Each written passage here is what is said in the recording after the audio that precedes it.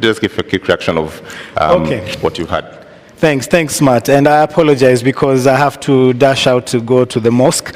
But I want to agree with Musila John. I think all of us have to be and to make a resolve to become human rights defenders. I think for many years, we've been out there for many years. You're actually protesting, you're protesting on an issue that affects every citizen. And you actually see people in the pavement just watching what you're doing. That has been the culture, that has been the tradition in Kenya for years. But right now, and we have to give credit where it's due, Gen Zs, it doesn't matter what your background is. Awendu ambaye mtetezi tutete, they're saying they are the watetezi. Kila mtu, and we have to give credit to the Gen Zs because they've stood up. And they've said, we will take back our country. You know, some of us, we've been arrested, we've been beaten, we've been blacklisted, you know, but then people would just come back and tell you, great, you're doing good work, and continue. And like, isn't this your country? So for the Gen Zs, for that change, we give credit where it's due, and we tell you hongera, and let's keep on with that. The second point was on debriefing, my brother, very, very true, particularly for the families. We've really been trying to work with the Kenya, I think, Association of Counselors and Mama Kennedy, particularly, for example, the 12-year-old boy who was killed. He had actually asked to go and pick a book. He was supposed to do his homework. One of, I don't know, if you look at the artwork that he does, and the mother keeps looking, you know, and we have to remind ourselves of what has happened. The 16-year-old, the mother is so devastated. I mean, some of us, tunasema, you know, we are in this, but those families that have been affected, please, if you're near a family, if you're near someone who is injured or who has been affected, please reach out. This is the time for us to stand firmly together. You ask yourself, what can I do? There is so much you can do. Just going to visit someone and telling them, umeumia kwa niaba yetu, asante sana, that can make a whole world of difference. So let's be there for each other. Let's be our brothers and sisters keepers. And last but not least, I think we were in one of the funerals, Boniface Mwangi said, let's replace the pictures of the president with the flag. But I think this addition is extremely important, the Constitution. So the flag and the Constitution is what each and every person should have hanging somewhere in our house, not the president's photo. I mean, you know, and we have LSK here. Could you please confirm to us that it is not illegal to have a picture or you know, the Constitution somewhere in your house or in your business? Is it illegal?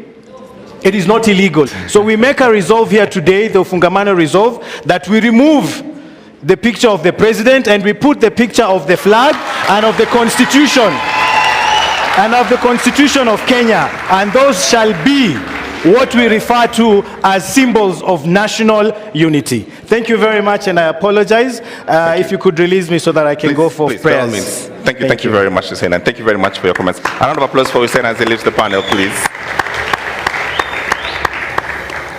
Please. I think I'll first respond. The first person asked of the rights of arrested persons and if the police actually do know the rights of arrested persons. I do believe that in their training, it's very extensive that the police actually know the rights of arrested persons and they are taught in their schools or whatever trainings they do. What I think they do is they deliberately choose not to put that into practice. We have had the president here saying they have had trainings among trainings. And we are saying we don't want trainings anymore. The police have been trained enough and they know. But what they are doing is following a command. And that's what we see. When we go to the police station, I remember even the other day when I was speaking to lawyers, I was telling them, people do not know actually of their right to remain silent when they are actually arrested by the police officers. And this is something I think we should pick up. And we have been saying that human rights defenders and only lawyers are the ones to defend the Constitution. But remember, this was passed by each and every one of us in 2010. And one of it was Article 49, where when you're arrested by a police officer, they are supposed to identify themselves and tell you why they are arresting you.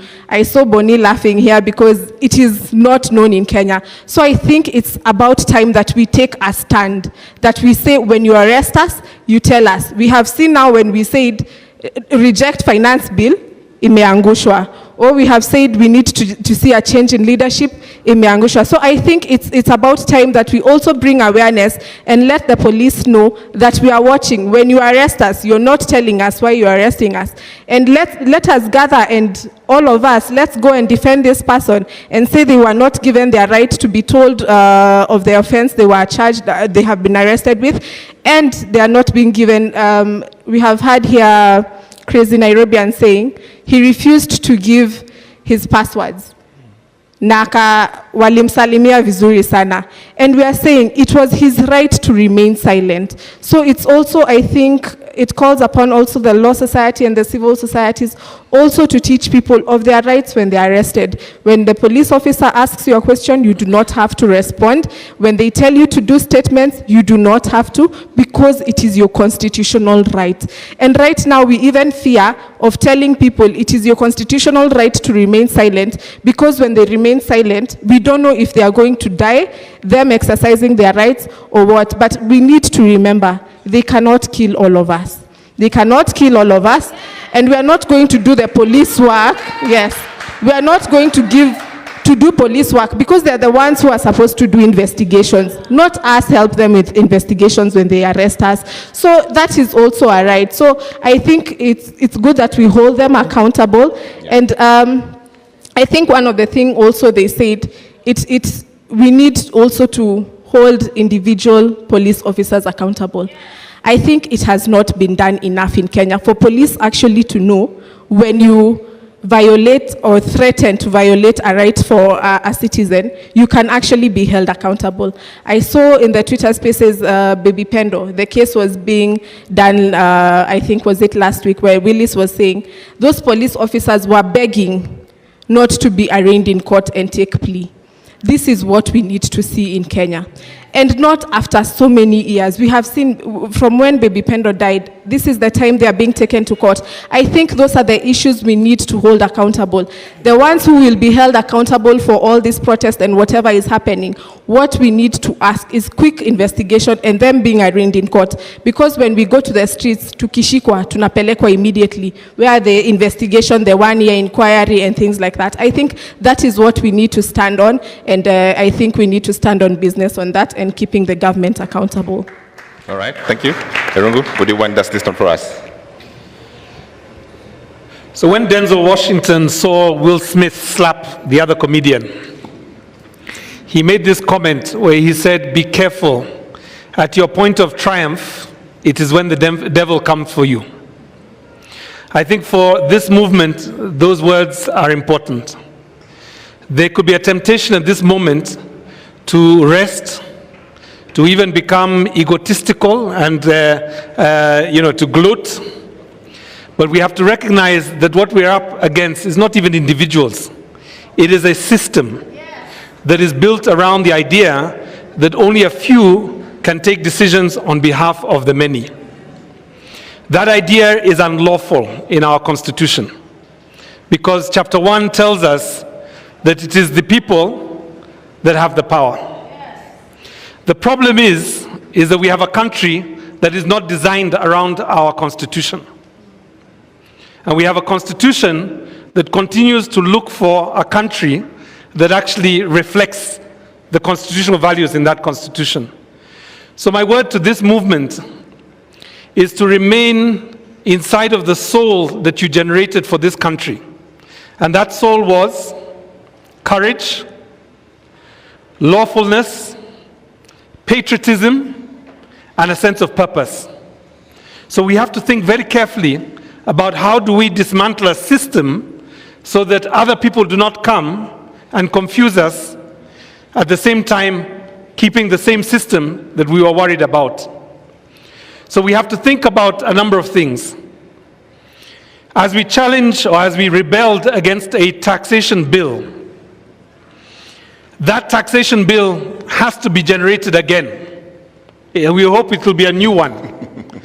But the question is, are we there at the table to demand what will be in that taxation bill? Do we understand the cycle of budgeting? Because whether it be at the county level or whether it be the national level, that budgeting process will happen. And the people that you have now challenged, they are waiting for you to go back to sleep.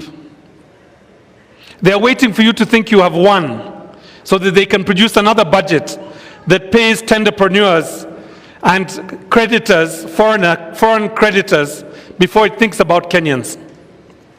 They are waiting for you to sleep so that they can change the police personnel, transfer a few people, and have the same violence come back a year or a few months from now. So I think what we have to do is be diligent and think about what are the propositions, what are the ideas that we are organizing around, and make those ideas so strong and so powerful that it's not just one generation who will fight for them, but our father's generation, our mother's generation will also fight for them. And just for that message, just for that point, a few days ago I got a text from a former freedom fighter, and he reminded me that that was the reason that they went to the forests, to have a generation rise up and take back their country when they felt that they had lost their country. More power. More power. More power. The Gen Zs are not orphans. They have parents who protect them, who gave them money, who are so proud of them today.